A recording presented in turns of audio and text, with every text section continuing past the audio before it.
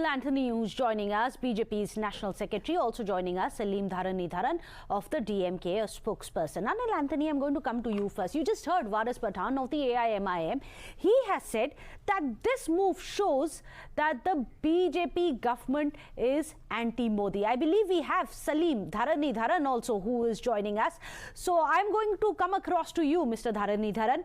Why call it anti-Muslim mindset of the centre? After all, this is a decision taken by the Rajya Sabha chairperson to be in consonance with the lower house. The lower house of the parliament also does not allow for an additional break like it doesn't for any other religion.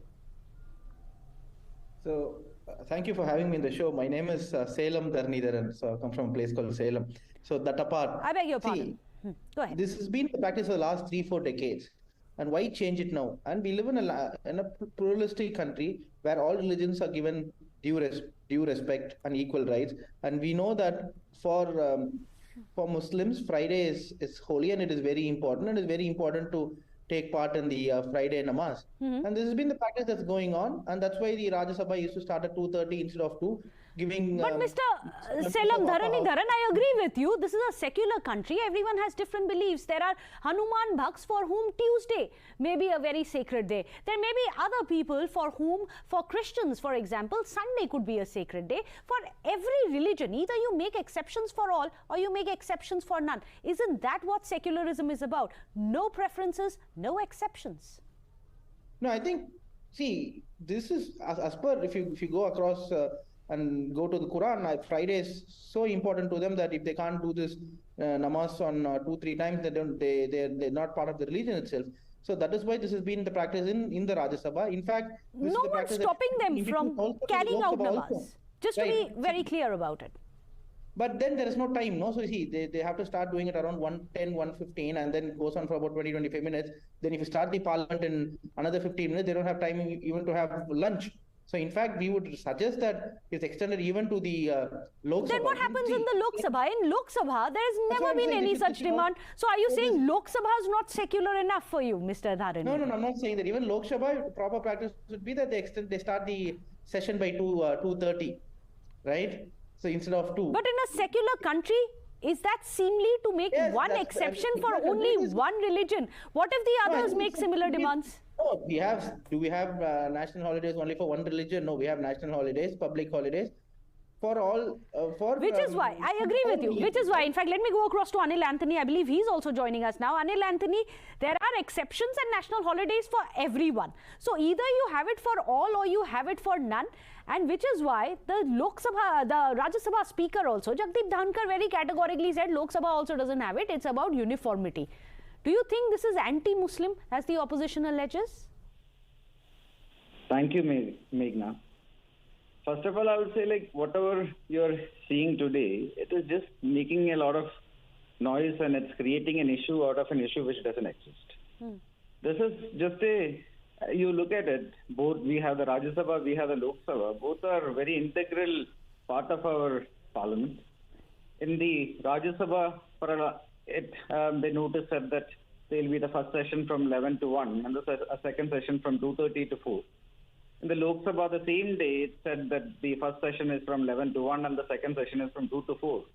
And just to make things uniform, to ensure that both the houses function the same way, the chairperson of the house did what he did.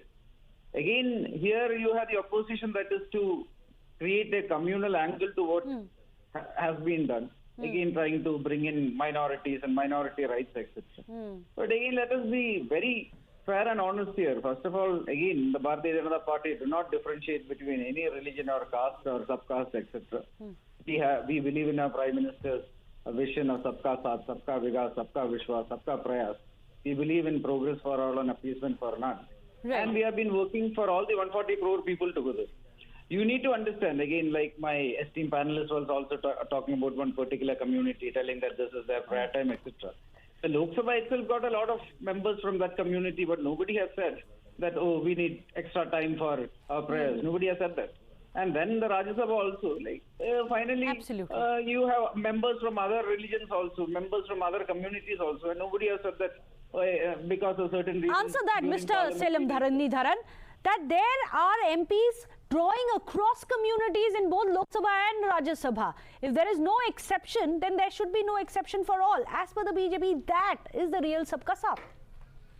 See, there is no Sabka Saath, Sabka Vikas. There is only V2 and Rs2. So we know that. In fact, after BJP has come to power, we know how much the most not just religious communities, but also people belonging to the other sections of the society have been left behind. The inequality has risen, and we also know, compared to other religion as well, how much they have been left behind. Number of parliamentarians in so do you welcome the uniformity now? There is no discrimination. Let me complete. Number of parliamentarians from minority religions after BJP has come to power also drastically reduced. If you go to economic data also, the number of people below poverty line has increased from minority as well, not just Anil Anthony, a quick rebuttal. We don't have much time. Okay, Anil Anthony, Muslims are suffering under the BJP is what the DMK says. Anil Anthony. See, sadly, the opposition is trying to create narrations which is very cut off from realities. Again and again, like I say, we believe in Sabka Saath, Sabka Vikas, Sabka Vishwas. We are taking everybody together. We don't differentiate between religion, caste or subcaste. Here, the only problem is some members of the opposition, because of certain electoral politics, because of electoral expediencies, because of political expediencies, and because of whatever they think is their vote bank politics, they want to pander to some of their minorities by asking for special rights for some people, which is not guaranteed by the constitution. The Bharatiya Janata Party never, and it has never, and it will never create a scenario where any of our 140 crore Indians will be denied any right which is guaranteed to them by the constitution. Right. But if some other people ask for some special rights which is not guaranteed by the constitution, especially in the temple of our democracy, where when we are trying to create a scenario of equality for all. Is the temple of democracy being communalized? Is there a communal angle being injected into this entire controversy? We leave our viewers to decide. Thank you so much, Anil Anthony, for joining us here on the show, as well as Selam Dharanidharan. Without a short break, stay tuned.